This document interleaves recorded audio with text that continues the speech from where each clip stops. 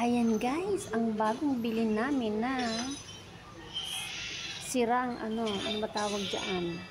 Yan guys ay ginagamit yan sa pagtitinda ng may-ari. So, ibinenta yan siguro kailangan lang yan ng pera. Maganda pa talaga Ayan. Oh. Ganda.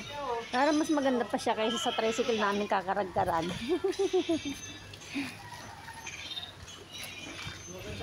Oh. Sira lang itong motor. Chap-chapin na Christian Mark. Oo, chap-chapin ang motor no. Mamaya, kakain lang ako.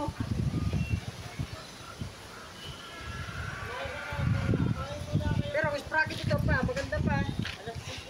Kakahuyin natin kung ano yung pwede pa. Pero yung sidecar guys, mukhang okay pa naman siya Kasi ginagamit siya guys sa pagtitinda Compare naman sa sidecar namin, tingnan nyo naman yung sidecar ng aming tricycle, ano na siya.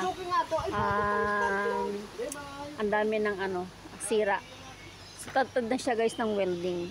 Kakabukas lang pala ng makina nito Ito, okay pa. Bagong kapatid Baka malaki na magagastos. Oo. Guro, malaki na magagastos niyan kaya binenta na siya. Walang kicker. Walang kicker. Kaya na dulo sila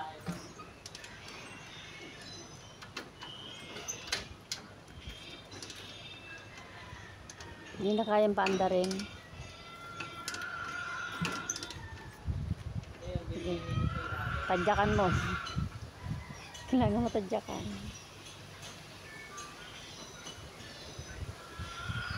May gasolina pa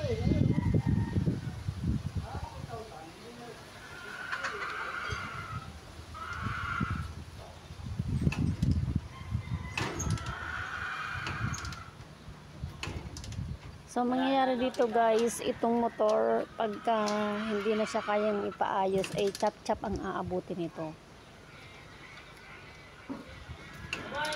Pero yung sidecar guys, ay iiwan lang siya. So, for the meantime, dyan muna siya. At pwede naman ito guys, bilhan ng bagong motor para maikabit itong sidecar nitong itong luma. Para dalawa na yung aming tricycle na gamit sa pamimili ng kalakal guys. Ayan.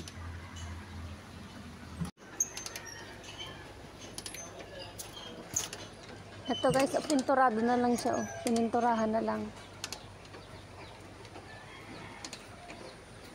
Lumang-luma na siya, Suzuki. Oo nga, huwag mo nang pilitin. Talaga. Kumain ka na. Ikain mo na lang yan. Kain na. Oh.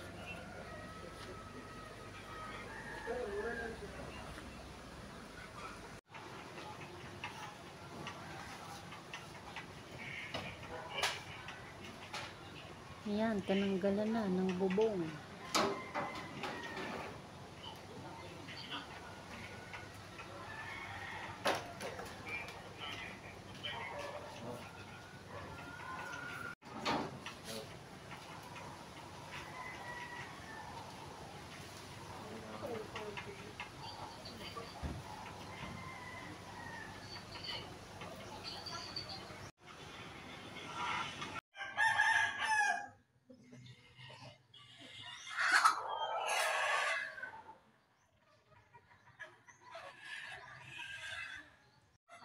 Ayan na siya, natanggal na siya, tanggal na. So, ikakabit na siya guys doon sa bagong bili naming motor.